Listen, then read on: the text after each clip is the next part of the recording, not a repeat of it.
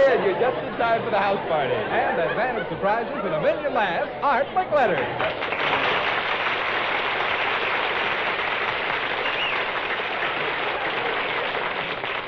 Well, here it is, the middle of the week, and the house party rolls along with its 30 minutes of informal fun, games, gags, gimmicks, and gifts, and guests from all over the United States, including 5 kiddies from a nearby public school, some ladies who volunteered to tell us how they first met the man they married, a famous guest or two, and right now we're going searching among our house party guests in the audience for people who have unusual names, because each day this week we're awarding a nice prize to the person the judges award the most unusual name title to, and on Friday the grand prize winner of the week gets a certificate for a General Electric wringer washer. Nice prize, huh?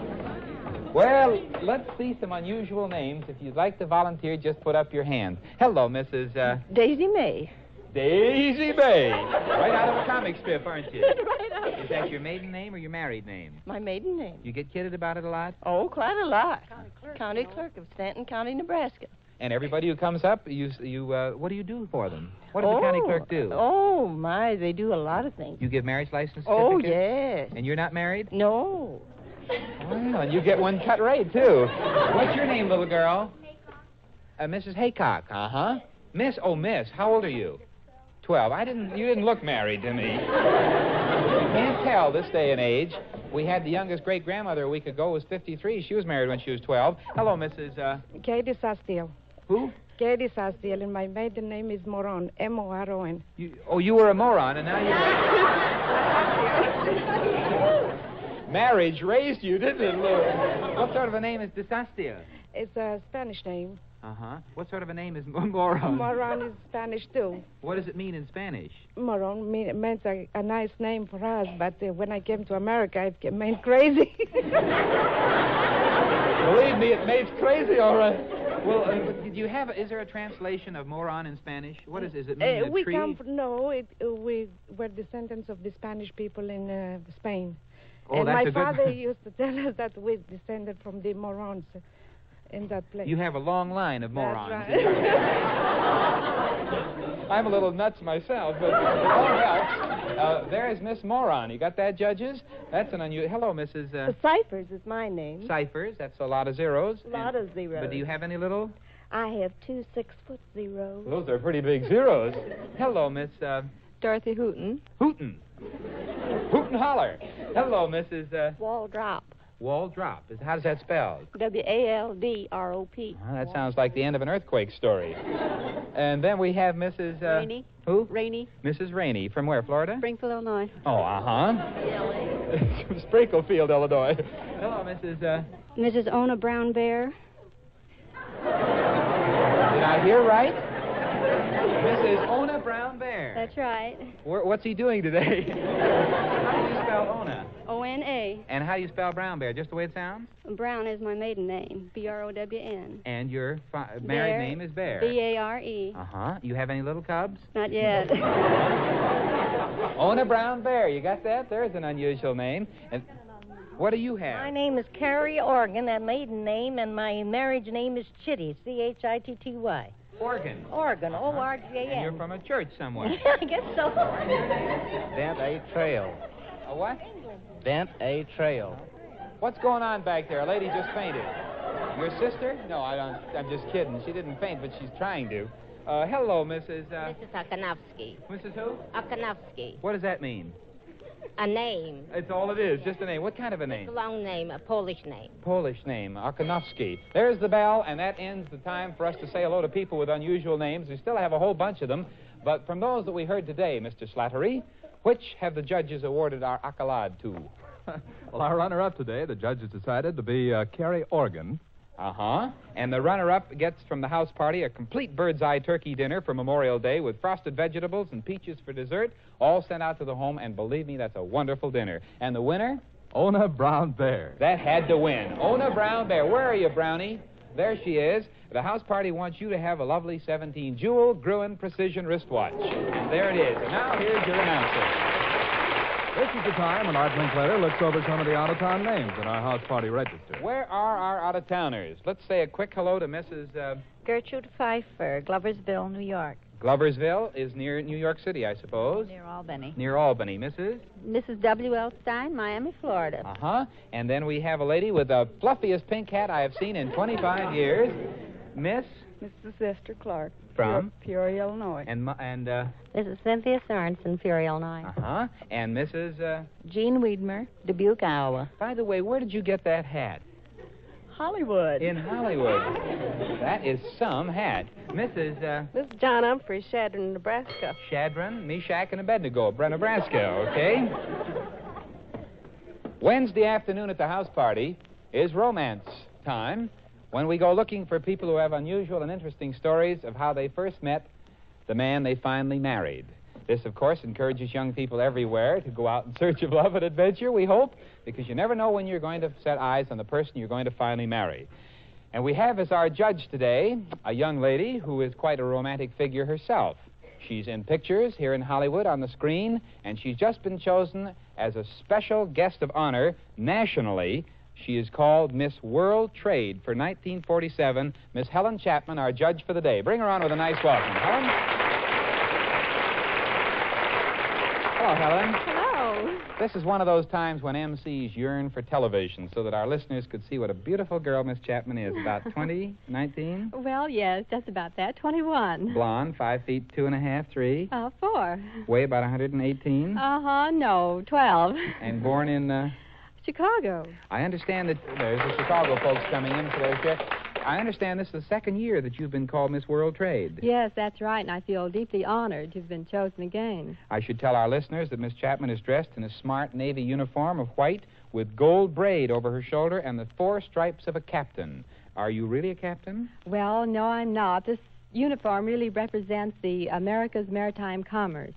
On which our world trade depends. That's right. Well, I think that's a fine thing for the folks of the nation to honor because world trade is so important to all of us today. I was in the Merchant Marine myself once, Helen. Oh, were you? I was a sailor, and I looked all over for a captain like you. Helen, you're a single girl yourself. That's right. And so, of course, you are at least interested in future romance. Oh, I certainly am. And so you listen to our ladies chosen from the house party, how they got married, and perhaps it'll be an inspiration. Well, it certainly will be. You be the judge then, Miss Chapman, while we bring up our first guest, who is Mrs.? Mrs. William Bedford. Where are you from, Mrs. Bedford? I'm from Eureka, California. Are you scared? No. You sound scared. Maybe it's my echo. How'd you meet Mr. Bedford? In a show. What kind of a show? Just a regular show. Moving picture show. What were you doing? Sitting. Well, that's a good thing to be doing, I suppose, watching the show. Watching the picture, So what yes. happened? Well, he moved up about, it was right next to me almost, lacking one seat. So I went up in the back, and he came down, he sat right next to me. Yeah? Interested? Yeah, well, fairly. Go right ahead. Then what happened? How did he say hello for the first time? He didn't. Who did? Nobody. You mean you got married? You've never said anything yet? I mean, who said something first? What happened? Gee, that wouldn't have been romantic. We had a kiss first. You mean you kissed before you said hello? That's right. How'd that happen? Who kissed who? Now, that's a question, Doc. I mean, did you hold hands first or what? Yes, we did hold hands. Across the empty seat? No, I said he went up and he came back down again, sat next to me. How much longer after this motion picture occurred did you two get married? 4 months and a week. Well, I think that's very good. Thank you very much, Mrs. Bedford. And how old are you, by the way? I'm 20 and my husband's 32. 20 and 32. Okay, and our next guest coming up to the microphone happens to be Mrs.? Mrs. George Moore. Hello, Mrs. Moore. You're from Hello. the South, I'll bet, yes, aren't you? from Tennessee. Which part? Charleston, near Chattanooga. That's a pretty hat you have on. Is that a southern hat? Thank you. That came from Springfield, Missouri. And how did you meet your husband? Well, I was walking down Market Street in Chattanooga one day, and I started across the street, and a car came around the corner real fast, and I jumped back right into a manhole. Into a manhole? And there was a man in it, and I fell down. Oh, boy, this is a final straw. I've been dreaming about something like this for years. He worked for the State Highway Department. He was down in there measuring something, and I fell right in on him, so he helped me get out, and we got to talking and found out where he was from, about 15 miles from where I was, so he said he thought I needed somebody to kind of take me around and show me where to walk. So you got married, you've been living happily in a manhole ever since. But now he says I'm still as awkward as ever. I'm always running into the Frigidaire or something. And you really met him? You fell in a manhole. Really did. There is one that really takes the cake. Give her a nice hand. Thank you very much. Hello, Mrs. LaRue Barman. Where are you from, Miss Barman? Dallas, Texas. And how'd you meet your husband? He was playing night baseball, and he was playing catchers. And he bent down to catch a ball, and the seat of his pants split out. Is that how you... then what? Well, Where were... I was sitting up in the grandstand, and he came up there to ask my girlfriend if she had a pen. And Well, did he know your girlfriend, or did he just look he was around a friend. anyway? No, he was a friend of my girlfriend's. Yeah. And we didn't have one, and so he had to spend the rest of the ball game sitting in the grandstand. With you? Uh-huh. Well, now, gotta watch my questions here.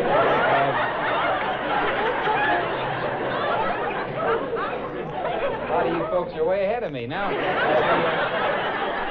had you never seen him before in your life? No, that's the first Was he time. a boyfriend of your girlfriend? No, he was Just a casual. friend of my girlfriend's brother. I see. And he finally got his pants mended, and Well, he walked home with us, and the next time I saw him, they were. Yeah. How much longer after this did you get married? Oh, about 5 years. Well, thank you. There's a good story, too. Very unusual story. And our final guest among the four who were pre-selected by our judges is Mrs. Virginia Collins. From? Ohio. And now living out here? Yes. How'd you meet your husband, Mrs. Collins? I met him on a vacation trip to Honolulu on the boat. My fiancé took me down to the boat, and on the way over, I found that I was chosen to confer with the orchestra leader on the program, the ship's program. So I did, and found out during the program our engagement was announced. Of course, we were both quite surprised. We didn't know we were engaged. We found out it was a gag. Oh, the orchestra leader had an idea? No, the orchestra leader didn't He know didn't it know either. it either. It was a gag of the other orchestra I members. See. Uh-huh. They gotten the idea up. So after it had been announced, we thought, well, we might as well go through with it. So 2 months later, we decided we'd make the thing true. Well, what happened to the fiancé who saw you down to the boat? Well, he was there to meet me when I got off, but it was a little late. Did he? And you were already married? No, but I was really engaged then. How did you tell him? Well, I just sort of told him I'd met someone on the boat, and it was one of those things. Is your husband still an orchestra leader? Yes, he is. Well, I think there was a gag that turned out very well. Congratulations, and thanks for telling us about it. And now here is our Miss World Trade for 1947, Helen Chapman. What do you think, Helen? Well, I think they were all very interesting, but I think Mrs. George Moore, who fell in the manhole, I think is quite exciting. Well, Helen, I think that's a very good choice. And when you get your ship, be sure to let me know when you're getting ready to sign on crew members, will you? Aye, sir. Thank you very much. Goodbye, Helen. And now for all of our three guests who told us stories and who were runners-up, the house party has for each of them a little memento of today's program in the form of a lovely orchid corsage from Hollywood's famous Parisian florists. We give away the corsages, no kisses, girls. And the house party has for our winner the lady who fell down the manhole and is from the Tennessee, isn't she? Chattanooga, Tennessee. The house party has for you a beautiful lamp from the Admiral Lamp Manufacturing Company. We'll have it sent to your home wherever you are. Goodbye and good luck to you. And now, here is your announcer. It's time now for our daily short contest. Let's pick out somebody who'd like to make some money real fast. Anybody here need money? Here's a lady who... Ooh, look at the hands. Hello, Mrs. Alice Cook. From? Burbank. What do you do, Alice? Housewife? Uh-huh. Well, I'm going to give you a chance to make a lot of money here. I'll give you $1 for every word that you tell me in the next 20 seconds that starts with the letter C. Ready? Go. Cook, candy, cat, cracker. 4. Cow. 5. Gee, she's run out of them already. Cheese. That starts with CH. Cheese, chocolate. The chocolate, that's only 1 there. 7. 7. Time's going. Chowder. Chowder. 8. 8. Oh, you missed Chichi Castanango. But that gave her $8 in 20 seconds, and that's the most money you've ever made in 20 seconds, I'll bet. And there's your money, and time's up for our daily short contest. And now, continuing the house party, here's your host, Art Linkletter.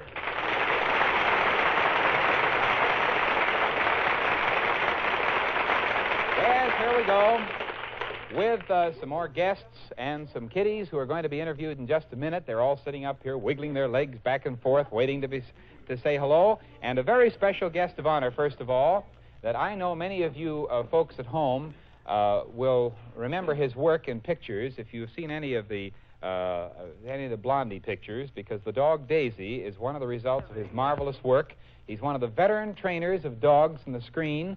He's been at it for 27 years in Hollywood, and before that, for 6 years, he was an actor before he found out the dogs could do a better job than he could, and he turned into a trainer, Mr. Rennie Renfro, and here he comes.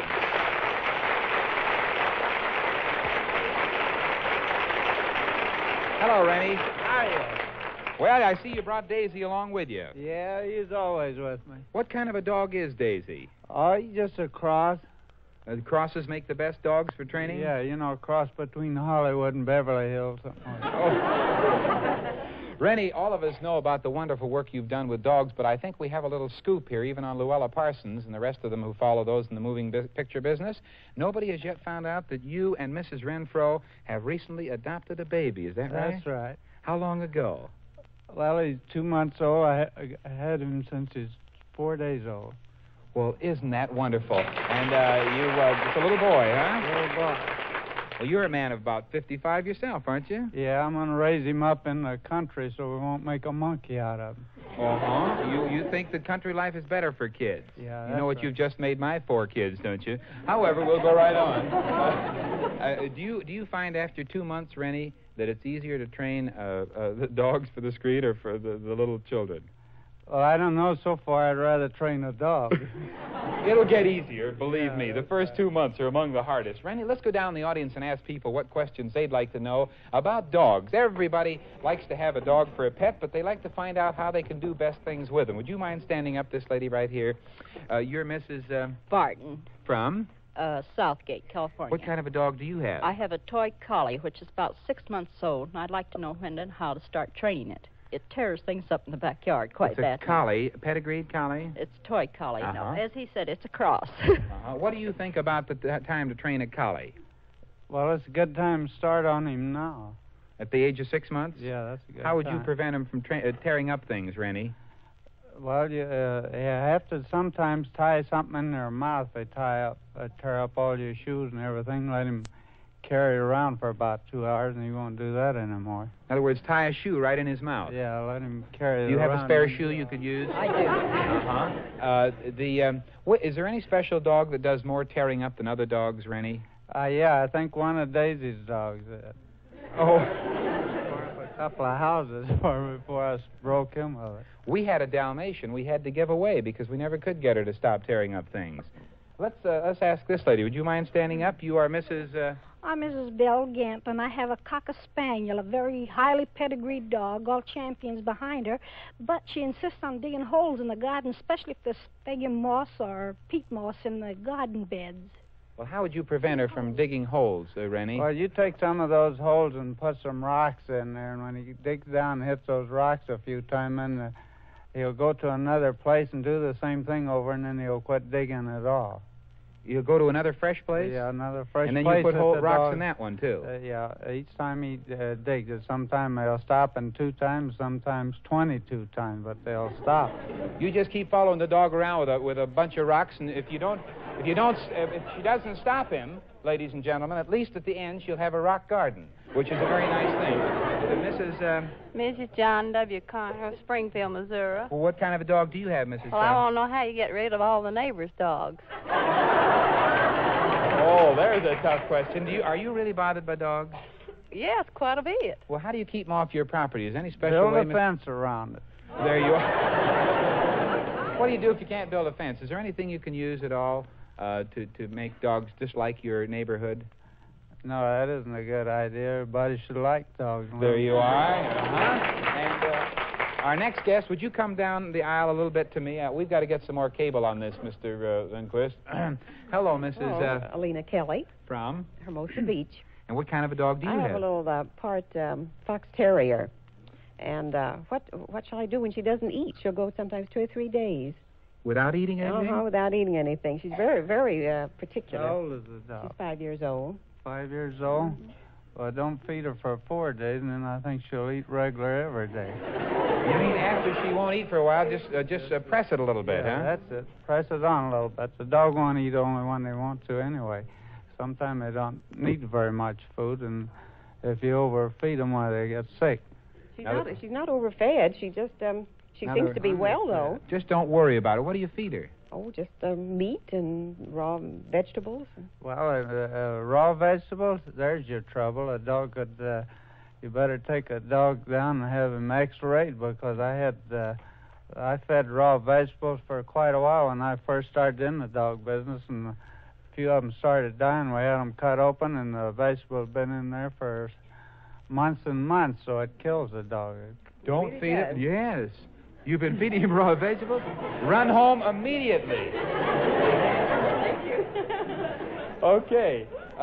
Well, Rennie, we want to thank you very much for coming over and saying hello to our guests. We want to wish you the best of luck in your new ranch up in the northern part of California, and to Daisy and all your wonderful work in the screen. Thank you very much. Glad to be here. Goodbye, Rennie Renfro. And now here is your announcer.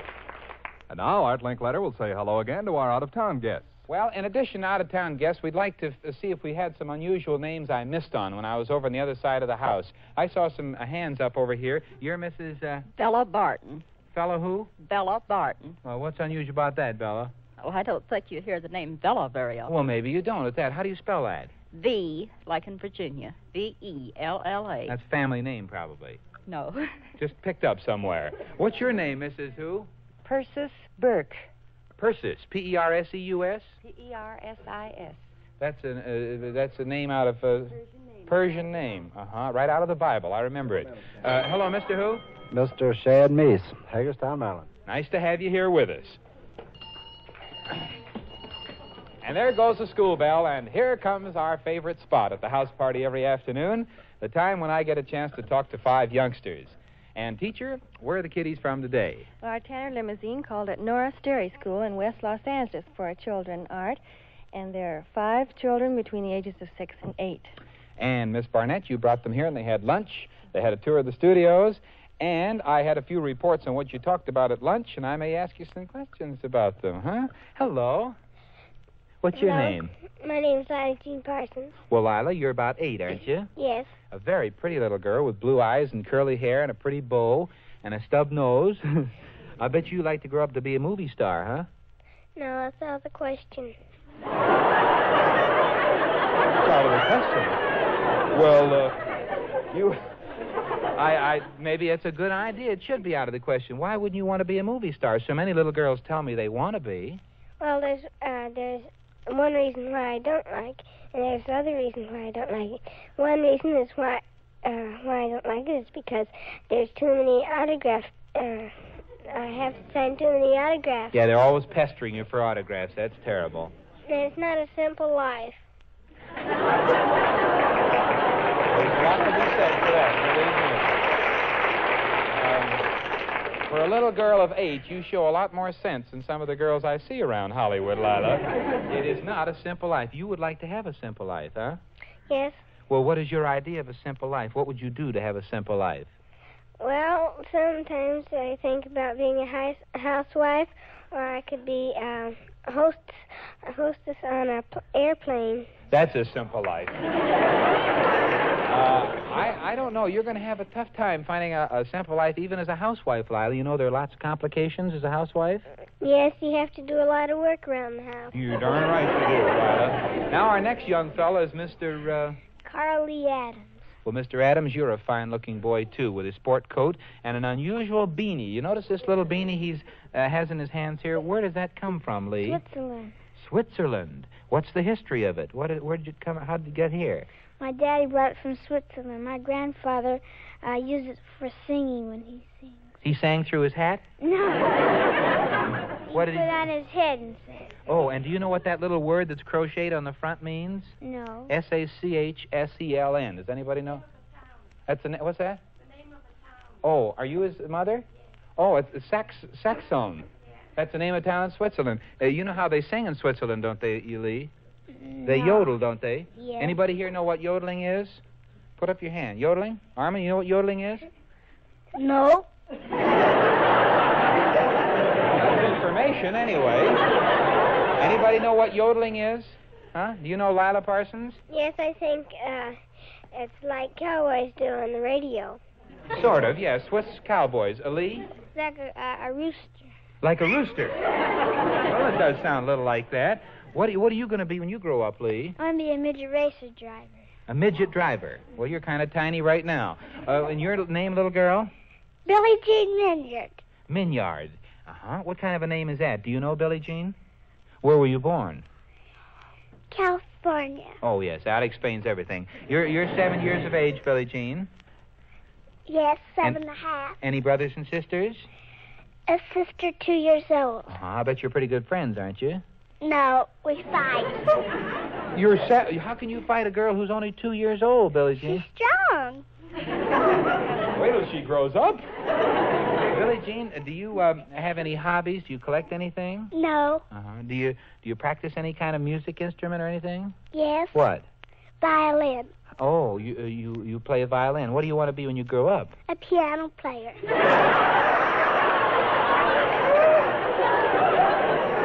Her mother here? You ought to hear about this.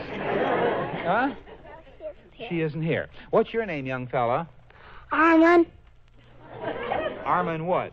Armand Douglas Sampson. Uh-huh. You're only 6. Yeah. Yep. You're the youngest fella here, aren't you? Yes. Why? Because I was born after them.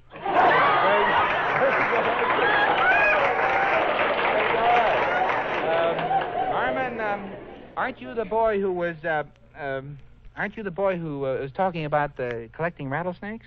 Yeah. You collect rattlesnakes? How many do you have? I get them out of hole at my house, and I always collect them because I like them.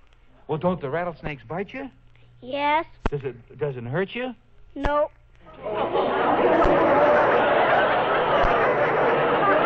Oh, there's a boy with an imagination. Oh, there's nothing like having a few good rattlesnakes around the house. But I would advise all the young people listening in not to try it, because Armand's a special boy. Most rattlesnakes hurt people, don't they? Yeah. You're extra, though, huh? Yes. Yep.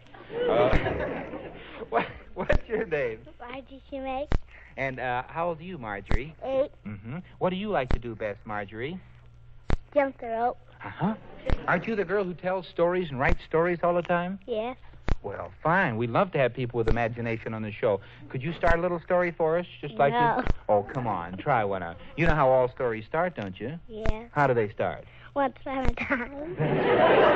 Great start. Then what happened? Once upon a time, there was what? Oh, I don't want to tell no story. Oh, come on. Once upon a time, there was a little boy and a little girl walking down the road, and they looked in the forest, and what'd they see? Quick, Marjorie. All she could do was laugh. She knows the end of the story, probably, and it's funnier than the one I had in mind. Well, kids, it's been fun meeting you and talking to you, as always, on this part of the show. We're going to have a recording made, which will be presented to you so you can hear yourselves talk, and we want you to take back to your school with you a 1947 General Electric radio. If you like the house party, tell your neighbors, kids. There's been a lot of jokes about the housing shortage, a lot of funny pictures and cartoons, but the guy without a home doesn't think they're very funny. An ex-serviceman living with his wife and kid in a dingy room doesn't laugh at the gags, and, well, you wouldn't either if you were in the same position. Until the government can build adequate homes for these men, it's up to you to do what you can to help find accommodations for them. If there isn't room in your own home, an attic, or any extra space which might be remodeled, then be sure you watch your community and report any available space to the Veterans Housing Center. By doing that, the servicemen and their families get the first chance at a home. Now, this is Art Linkletter saying goodbye till Thursday afternoon, when once again at the same hour we'll be bringing you the house party. Goodbye now. House Party is a John Goodell production. This is CBS, the Columbia Broadcasting System.